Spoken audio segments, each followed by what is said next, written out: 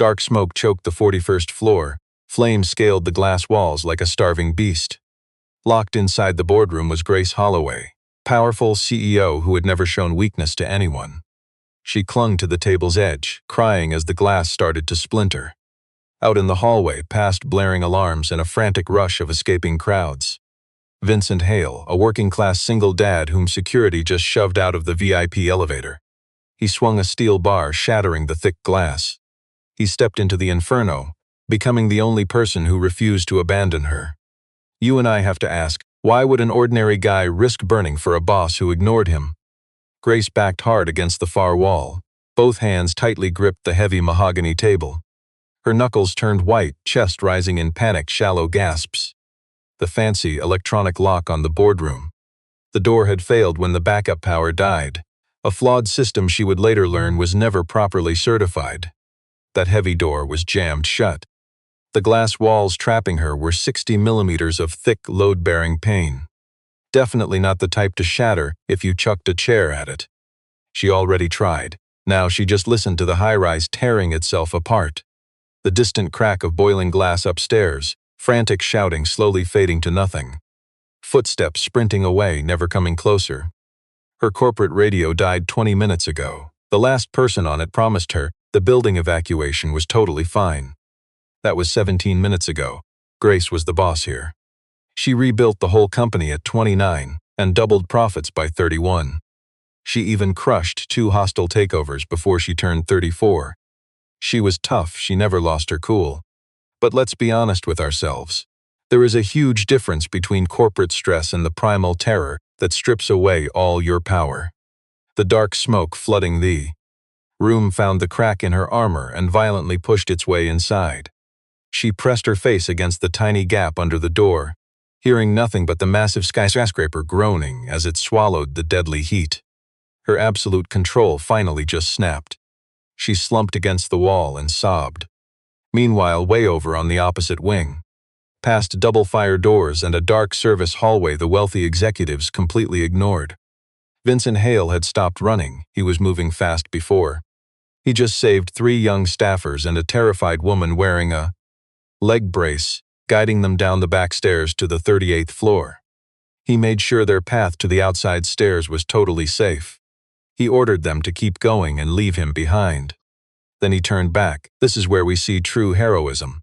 His daily job was just checking the exterior glass panels and fixing basic building hardware. It definitely didn't pay him to walk back into a roaring fire. He went back because, right as the hallway vanished into thick toxic smoke, he caught a sound. The faint thud of a fist or a hand hitting heavy reinforced glass. Faint and fading fast. Vincent understood this skyscraper's windows like a doctor knows human anatomy. He knew exactly which sheets were shatterproof and which would break. He knew exactly where the extreme heat would warp the metal. Just last month, he spent 11 days mapping every single bracket, seal, and vent on this exact floor. You and I know true heroes aren't powerful. He knew exactly which east-facing corner would fail under the heat. He ripped the heavy emergency brake bar straight off the wall-mounted safety station, wrapped his forearm in a fire blanket, and charged toward the terrifying sound. He smashed the glass panel 3 times. That first strike bounced back, tearing skin right across his knuckles. He felt the pain and simply pushed past it. The second hit cracked the inner glass. The third opened the corner completely. "Look at me." His calm voice cut right through the smoke. Grace barely made out his shape through the shattered glass. Just some ordinary stranger stepping up, wearing a blue work shirt, bleeding hand, and eyes that showed absolutely zero hesitation. "If you want to live," he told her, "you follow me right now." And she followed him. Let's rewind 3 hours before flames reached the 41st floor. Vincent Hale parked his 12-year-old truck out back and rode the service elevator up to 39, carrying his toolbox and a quiet resilience. He had the steady energy of a man used to doing hard work without ever getting thanked. 36 years old, wearing a faded but perfectly clean work shirt. His pocket phone had a cracked screen. The wallpaper was a photo of his 7-year-old daughter holding up her finger painting. It looked like a sloppy dragon or maybe just a really happy dog. Her name was Layla. His job was a final safety check on the southeast glass facade wrapping around the skyscraper's upper floors. Pure routine, he had done dozens just like it. That routine officially ended around 9:15 in the morning when he spotted the auxiliary power distribution panel hidden inside the southeast mechanical room. The replacement conductor cable there couldn't handle the heavy electrical load it was pulling. Let's be honest, the guys in power cut corners. Someone substituted cheaper cables to save cash. He also noticed that the crucial fire door on Corridor 7C had been propped open with a rubber wedge. The deep floor marks proved it had been stuck open for ages.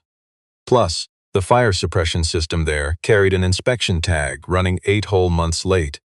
He immediately reported all 3 dangerous hazards to Garrett, the building's facilities manager, a tense, compact, impatient guy with too much corporate power, speaking in those harsh, clipped little sentences of a boss who was completely sick of hearing contractor complaints. "We have a $2 billion fire safety certification on this building," Garrett smugly told him. "I don't need a glazing tech telling me about cable ratings. If the load trips in that chase," Vincent warned, "and that corridor door doesn't seal, the upper floors become a trap." Garrett arrogantly told him to submit a standard form, so Vincent submitted it. He filed it twice, adding clear warning photos the second time. Then he walked into the quiet stairwell alcove and dialed little Layla. She answered on the second ring. "Dad, are you almost done?" "Almost. What time does your reading start?" "7 o'clock. Miss Patterson said parents have to be there by 6:45 or they don't get a seat." "I'll be there by 6:30, he promised, a long pause. He could hear her thinking, deciding whether she could actually trust him. Only 7 years old, but already so incredibly careful with her trust. "Okay," she finally replied. "I saved you a seat in my mind." "It's that good seat in the second row," he thought. "You and I know real power is an illusion." He was still picturing his seat when he passed CEO Grace Holloway near the elevators. She didn't say a single word. Just a guy in a simple work shirt holding a clipboard. To the executives marching through these halls in expensive tailored suits. He was merely infrastructure, just part of the building. Utterly invisible the way true heroes usually are. Nobody notices them until the system completely fails. But he actually saw her, studying her closely right before she turned the corner. She walked like a woman carrying a burden far heavier than her briefcase.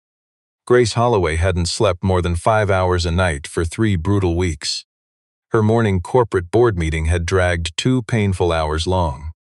The Callaway Group's hostile takeover was accelerating after company shares dropped 3 points, giving arrogant board members an excuse to sneer the word vulnerability, aiming that blame squarely at her. Especially Preston, a ruthless corporate man who always hated her authority and never forgave the board for ignoring his demands. He smiled coldly, lecturing them about needing decisive momentum and absolute trust in whoever was leading. True leadership, not her. That corporate throne existed no matter who was currently borrowing it. Facing his vicious attacks, Grace kept her expression blank, letting absolutely nothing stick to her. Her powerful executive father had taught her that trick. Elliot Holloway built this massive empire from a tiny 3-person engineering startup into a corporate beast. He preached his ruthless business rules with absolute conviction. "We both know the person at the top can never let anyone see them feeling anything. Emotion is free information for your opponent," he always said. "Keep it in-house." She hid her humanity away for 11 long years. Right before the meeting, she got an urgent message from the Children's Memorial Fund director, a charity program she had secretly backed for 4 long years. Their pediatric charity program relied on a discretionary fund hidden inside the Callaway merger terms, money that would vanish entirely when boardroom sharks restructured the corporate giving portfolio, as planned. She kept that terrifying secret completely to herself.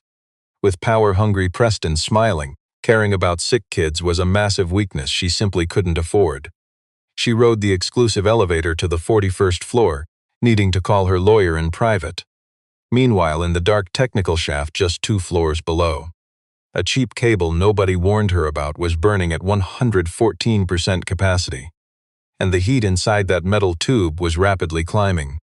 The deadly fire didn't announce its quiet arrival.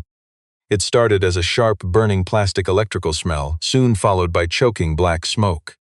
Wispy at first, it crept silently through the central air ducts because the safety systems meant to seal those ventilation zones were partially disabled during an infrastructure upgrade and lazily left completely off. When the sluggish alarms finally felt the massive heat spike in the southeast mechanical chase, deadly smoke had already choked 3 entire floors above the starting point. Up on floors 44 and higher, a botched software update from 2 weeks ago delayed the crucial emergency alarms by 4 whole minutes. You and I know 4 minutes seems trivial until you see smoke pouring through an open fire door. Down on the lower floors, the building evacuation was mostly orderly. Security actually sorted people by badge level. You and I know how power works. Executives got escorts, support staff just got announcements. Ordinary folks had to rely on the main route to the stairs, simply because that main stairwell was printed right there on the elevator lobby's laminated card. They headed for it and found it clear. But those executives trapped above floor 40 had zero idea the smoke was climbing incredibly fast. The official timeline was fiction, because those rigid safety models blindly assumed success. They assumed a flawless fire suppression system. Instead, this expensive system was absolutely failing everyone. Vincent was on 39 when the siren blared. He was moving before the second tone even finished. He had spent 4 solid hours here, studying this exact building and meticulously locating all its dangerous structural flaws. He boldly guided panicked analysts toward the backup stairs. He escorted a disabled woman to the landing, making absolutely sure her path down was safe. As he turned back toward the raging inferno, a building coordinator grabbed his arm. "The official fire crews are on it. You cannot go back up." Vincent checked the water pressure gauge. It was dangerously low, barely enough for a partially upgraded system. He stared at the toxic, dark smoke choking the upper hallway. It pooled far faster than any sealed building allowed. "Stick with me here." He ran the brutally simple math. From the emergency kit, he grabbed a fire blanket, a glass breaker, and a half-face respirator mask. He yanked thermal insulation from his own gear bag, then he bravely charged back upstairs. Meanwhile, up in the executive suite, Grace had finally stopped battering the heavy door. Stripped of all authority, she collapsed, pressing an expensive suit jacket over her face. The toxic smoke was a moving ceiling, dropping inches. That boardroom felt like a sanctuary 40 minutes ago. Now it was dead silent. Her prestigious office had become exactly what it truly was, a high-altitude glass trap with 0 exits. She thought with that chilling clarity that only hits when disaster strikes. When your body realizes you are doomed while your mind is still in denial, she realized. She spent her entire career building corporate walls, calling them vital systems, and now she was dying trapped inside one. She lay there thinking, wondering if a rescue team was coming, slowly realizing that all her power meant absolutely nothing. Suddenly, the thick window pane shifted. First, a massive spiderweb crack shot from the upper corner, then came a brutal second smash. The glass shattered outward in a wave of heat, and a lone man hauled himself through the gap, staying low, shielding his face. The blazing heat, when the panel shattered, was absolute and blinding, like staring directly into an open blast furnace. Vincent stayed extremely low. He reached her in 3 strides, ripped off his work shirt, and wrapped her bare, trembling arms. He shoved the thermal insulation into her hands, commanding the executive to breathe deeply through it. "Can you walk?" She nodded. He knew she was terrified and lying, but it hardly mattered. The main hallway was completely destroyed. Burning ceiling tiles blocked the main escape route, and the ferocious fire had swallowed the northern vents much faster than he had calculated. He quickly recalculated. Watch him work. The exterior maintenance tunnel ran right along the outer glass. Let's look at where true courage emerged. The west faces mechanical service platform. Vincent, a man without power, knew this path from inspecting it. A secret route missing from standard evacuation maps. They pushed forward. The powerful CEO followed blindly. Neither had the breath to spare for questions. The maintenance corridor was incredibly tight, maybe a single meter wide, trapped on one edge, hemmed in by steel framing and the sheer exterior glass on the other side. Through those reddish, heat-warped panes, the burning city sat 41 floors straight down. Vincent felt her absolute terror. the violent shudder ripping through Grace when she saw it. Her powerful hand locked onto his arm, painfully tight. "I can't, you can." The real hero never hesitated. "You can hate me for this later. But if you stop moving right now, you will die, so move." She stared. Her face was ashen and drenched in sweat, looking at him the way you stare at a solid rock in a hurricane, not exactly with trust but with the choice to quit fighting and let the true hero be her anchor. She obeyed. Vincent struck the second panel twice and it popped open cleanly. They finally reached the west-face service platform, just as rescue flashlight beams swept up toward them. Without wasting a second, he leaned over and yelled down. 3 minutes later, inside a safe stairwell, paramedics rushed to press an oxygen mask over Grace's face. Vincent stayed firmly on his feet until they confirmed she was fully conscious, not once but twice. Only then did his exhausted body give out. "My phone," he rasped. "I need my phone.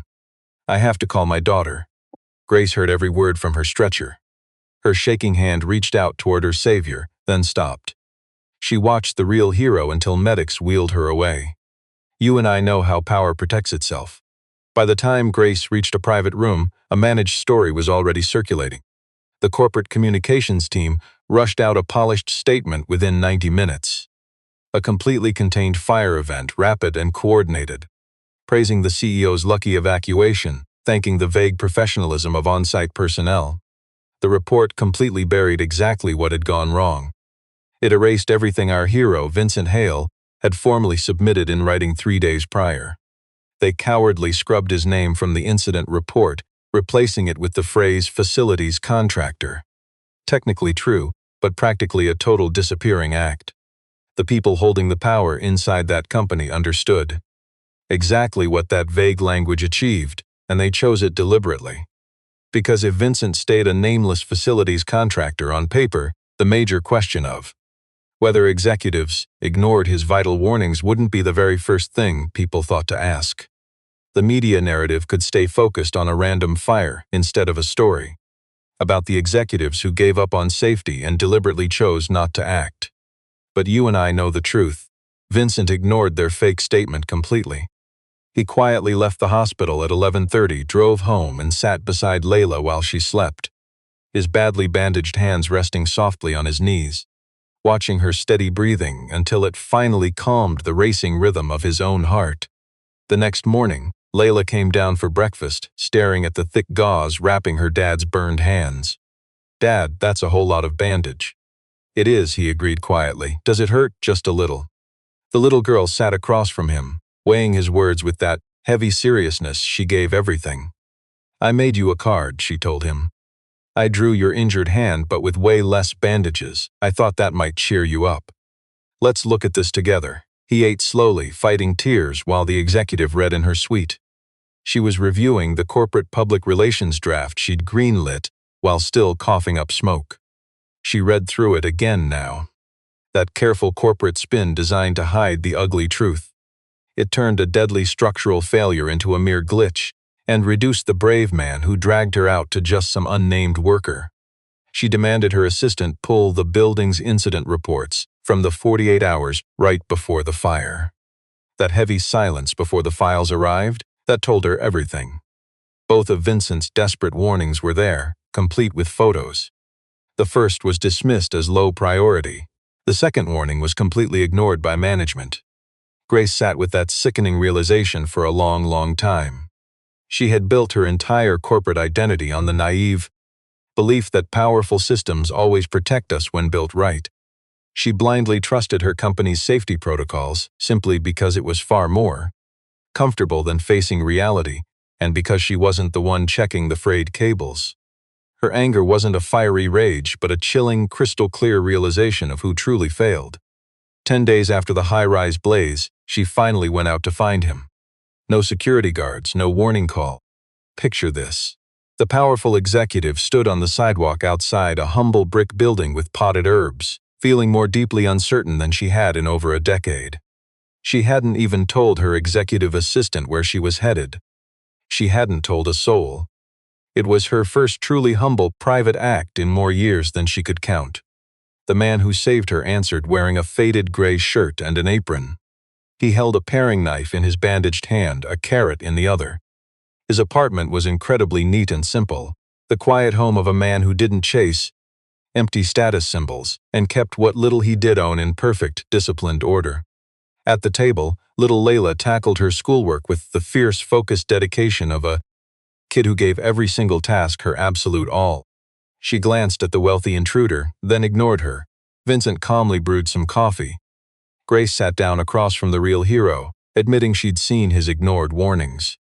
He just nodded. She apologized that those in power had failed to take action.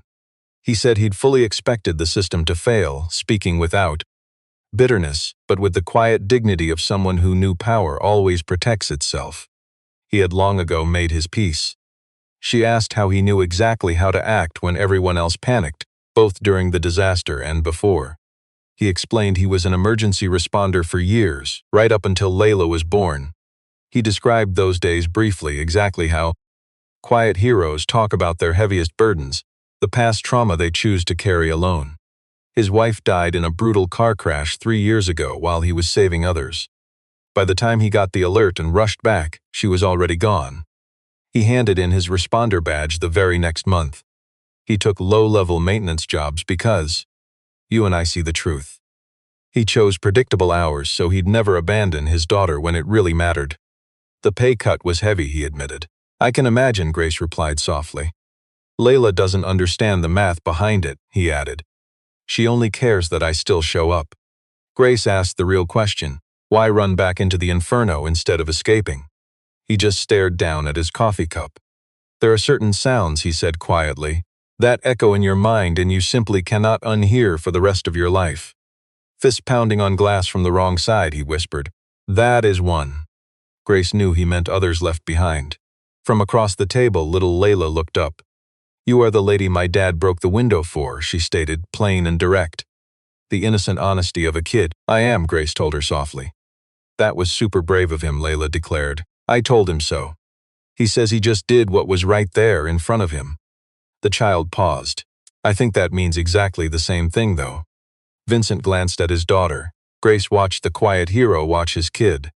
A heavy stillness filled the room, a kind of respect that went far beyond mere silence. Let's look at the evidence together. Grace's independent investigation confirmed their absolute worst fears. But seeing those cold facts on paper carried a completely different weight. The cheap substitute cable was ordered in a cost-cutting memo from the operations vice president, Daniel Reeves, and the fire door. Night crews reported the wedge door 3 separate times. Management just ignored it completely. 2 crucial fire suppression inspection signatures were completely faked.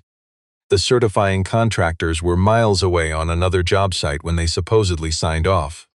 Vincent's urgent safety warnings were received. Read and intentionally buried by Reeves. That executive was weeks away from bragging about those cost savings to boost his bonus. A corporate suit arrived at Vincent's door with a bribe check that had multiple zeros and a strict gag order designed to completely silence him. It would have banned him from ever discussing the building's deadly flaws again, forever. He read it twice, then he handed it right back. Just 3 days later, a certified letter arrived. Meridian Group fired him pending a review of his, quote, unauthorized actions creating extra liability exposure during the building evacuation. Running back into an active fire zone just to save another human life. The powerful framed his raw bravery as just an institutional risk hazard. He sat alone with that letter for hours. Then he finally called Grace. She already knew. They will keep trying to spin the narrative, he warned her. Exactly, she replied, so we strike first. You and I know how the powerful operate. The board called a crisis meeting. In the language of rich executives, that meant covering their tracks instead of fixing the cause. They focused on public relations, messaging, and dodging insurance payouts. It completely left out any mention of actual accountability. Grace marched right in with a gray folder, the real independent report. His original safety warnings, complete with their timestamps and management's dead silence. The ignored night crew logs, the totally falsified inspections. And Reeves's deadly cost-cutting memo. She slammed it on the table, refusing to sit down. You and I are watching this unfold. She told the board the Callaway deal was paused for a full review. All the incident paperwork was heading straight to the fire marshal, and Based on those files, probably the district attorney too. 3 staff members who knew exactly about those safety failures, including a vice president, were getting suspended right away. Preston warned her that acting alone violated proper corporate rules, that outside regulators needed to be managed by their lawyers, that the board was never even consulted. Then he glanced at the folder. He claimed they could protect the company best by downplaying the role of. He checked his notes, Vincent Hale, during the investigation. He argued that since Hale wasn't a licensed investigator or certified auditor, his version of events, while helpful, should be carefully reframed within the broader investigation. Grace stared at Preston, then she stood up. Hale identified every single failure in that building 3 days before the fire, she said. He submitted those findings twice, in writing, with photographs. He was told they were not a concern. Then he went back into the building while it was on fire, because he heard someone who needed to get out. He is the only person in this entire organization who did his job correctly from beginning to end. I will not ask him to be contextualized. She had actually called Vincent beforehand. He walked in 15 minutes later, wearing simple dark pants and a plain shirt. His right hand still showed the fading scars from that shattered glass. Stick with me here. He sat at the far end speaking with 0 notes. He listed the cable specs, the fire door, the suppression logs. His 2 ignored reports, the exact replies, the chaotic sequence during the actual evacuation. He just laid out the cold, hard facts. No anger, no loud theatrics of a wronged man trying to make the suits feel guilty. He wrapped it up simply. A building does not fail first from fire. It fails first from the moment the people responsible for it decide that a problem is someone else's cost to bear. That powerful boardroom stayed dead quiet for ages. 2 board members finally asked real questions, the kind you ask when the corporate act drops. Preston asked nothing. He just stared down at the mahogany table and kept staring. And Vincent, he didn't even glance at Preston, which was, in its own quiet way, a total rejection of everything Preston represented. The news hit the press 3 days later with the absolute certainty. That happens when the paperwork is bulletproof and the timeline is undeniable, and no amount of corporate spin could change the truth. Grace put out a public statement under her own name, not the brand's. It detailed the failures specifically. It named Vincent Hale as the guy who spotted the danger early and the one who risked his life to fix their mess when the fire broke out. The buyout was restructured on. You and I see it now, she negotiated with undeniable moral clarity. The children's hospital funding was completely saved. The powerful boss, Reeves, bailed before his suspension even officially arrived. Grace, the powerful executive, built a safety reporting system open to absolutely any frontline worker, even the contractors. Reports went straight to an independent 2-person panel with direct board access. She bankrolled a program rewarding the actual everyday workers on the ground who prevented disasters. She purposely didn't name it after anyone. Grace finally learned the massive difference between truly honoring working heroes and just exploiting them. Stick with me here. 2 weeks after the corporate headlines faded away, Grace drove down to the ordinary workers' neighborhood that Saturday afternoon. She hadn't even called ahead. She spotted Vincent and little Layla at a tiny park right near their apartment building. Layla was tackling the jungle gym. The quiet hero sat nearby reading an open book. He had that focused, calm strength of a parent whose attention seems entirely elsewhere. She sat beside him. He calmly shut his book. They watched Layla navigate the climbing frame. She tested every single handhold before shifting her weight. A kid who doesn't rush into things. She really takes her time, Grace noted. Always has, the worker replied. Even as a baby, she'd study things for 5 whole minutes before actually reaching out. Grace smiled, not the fake calculating executive grin she always wore. This one was small, completely authentic. Let's jump forward together. Weeks later, they sat parked outside his building after she delivered those massive technical safety reviews. Neither of them had reached for the car door yet. Before the disaster, the boss confessed, I walked right past you in the hallway. I heard you warning Garrett about the fire doors. She paused, but I kept walking. You had major corporate problems on your mind, he offered. That's zero excuse. No, he calmly agreed. It really isn't. Outside, the city rolled along at its usual, careless, everyday pace. I rarely ever notice the frontline workers, she admitted. That truth stung her to confess. I only notice them the way you might notice background office furniture, checking if they block my path or not. I know, the true hero replied softly. That happens when powerful people stay laser-focused on the top for way too long. Is that your polite way of phrasing it? It's just the accurate way. She almost smiled. You and Layla. Oh, nothing. Just that she does the exact same thing, speaks the plain truth. The quiet hero looked directly at the executive, finally dropping his carefully guarded defenses. She met his gaze. You actually see me now, he said. It felt perfectly simple. And those words struck deep, exactly as intended. Yes, she breathed out, I really do. By early spring, the tower finally reopened, but only after 3 independent firms tore through the safety systems, heavily scrutinized by the corporate board. A strict new policy Grace had personally drafted. The damaged curtain wall was completely reglazed. The vital fire suppression infrastructure was perfectly replaced. Most importantly, the heavy fire doors finally sealed exactly how they were meant to. On reopening day, the worker who actually dared to act stood quietly in the corridor. It was spotless and bright as he diligently verified the new cable ratings on his clipboard. Everything was perfect. He quietly initialed his form and kept moving. Weeks earlier, Grace had offered our quiet hero a role position. They named him Independent Safety Advisor for Infrastructure, with a direct line straight to the board. Operations management couldn't even touch his contract. The schedule, built entirely around his daughter's school hours. But he didn't say yes immediately. He needed to know if the role meant real action or just decorative corporate window dressing. She simply showed him the ironclad contract.